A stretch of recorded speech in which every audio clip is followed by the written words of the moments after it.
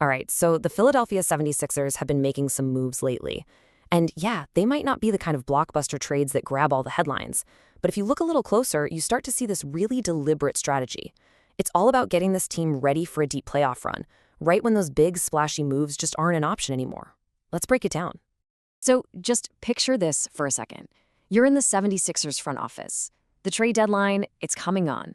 The buyout market is looking pretty thin, and your star guard, well, he's logging a dangerous amount of playing time. You need help, you need it now, but your options, they're practically zero. This was the puzzle they had to solve, and the clock was ticking.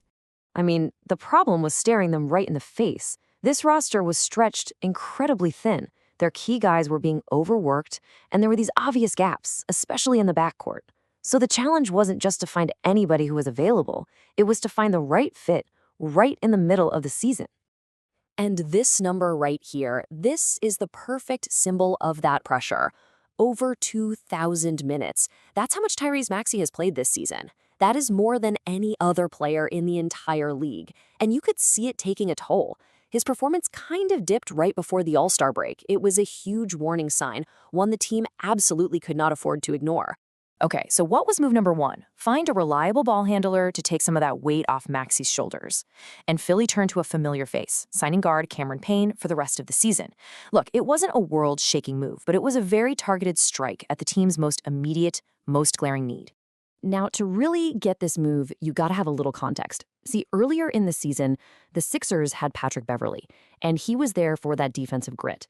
They ended up trading him, and now Payne basically slides into that open roster spot. But here's the key. This was not a like-for-like swap. It was a very conscious decision to pivot away from a defense-first guy to an offensive spark plug who can come off the bench and get you buckets. And the best part for the Sixers is they knew exactly what they were getting because he's done it for them before. In his last stint with the team, he was a super reliable scorer. But the real proof, that came in the playoffs against the Knicks. He just exploded for 11 points in 15 minutes to help them steal a crucial Game 3.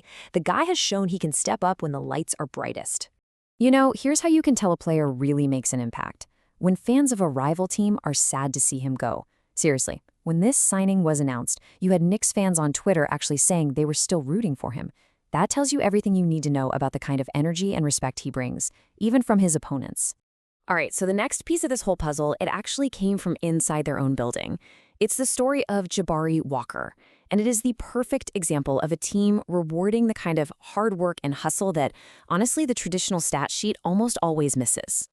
Now, if you just looked at these numbers, you would be totally confused. Less than 4 points a game, less than 4 rebounds, shooting just 27% from three-point range. You'd be asking yourself, wait, why would you give a standard contract to a player with this stat line? But these numbers, they don't even begin to tell the real story. So why the contract? It's because of this number, 100. That is Jabari Walker's percentile for offensive rebounding. No, that's not a typo. It means he is, statistically, the single best offensive rebounder in the entire league. That's an absolutely elite skill that creates second chances and just injects pure energy into the team every time he's on the floor. And his value goes way beyond just grabbing rebounds. I mean, the numbers just don't lie. When Jabari Walker is on the court, the 76ers are just better, plain and simple. They outscore their opponents by a much wider margin when he's playing. The guy's just a winning player. And you know what? The Sixers rewarded that impact. They took his two-way deal and converted it into a standard 2-year contract. This move does two things. It secures a key energy guy for the playoff run, and it gives them team-friendly control for next season. It's just a smart investment in a player who absolutely earned every penny. So with Cameron Payne in the door and Jabari Walker promoted, there was just one final little administrative move left to make. See, Walker's promotion from a two-way deal opened up a spot, and the team moved fast to fill it, putting the final touches on their roster for the big stretch run. And that final piece of the puzzle is Tyrese Martin. He's a Philadelphia native, which is a great story, and he fills that two-way spot Walker just vacated.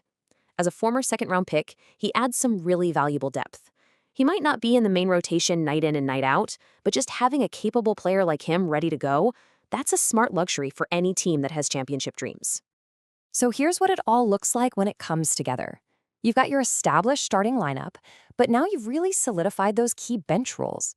Cameron Payne slides right in as that crucial backup point guard, taking the pressure off Maxey. And Jabari Walker is locked in as that high-energy, rebounding force. This is the roster, this is the team the 76ers are going to take into the playoffs. So the Sixers did their homework. They identified their weaknesses, a tired star, not enough offensive punch from the bench, a need for more hustle, and they made these small, targeted moves to fix them. But after all these calculated adjustments on the margins, there is still one very big question that remains. With all these pieces now in place, can this team make a legitimate run at it in the East? Are these smart, calculated moves on the margins actually enough to elevate the 76ers into true title contention? Well, that's the question they're going to have to answer on the court.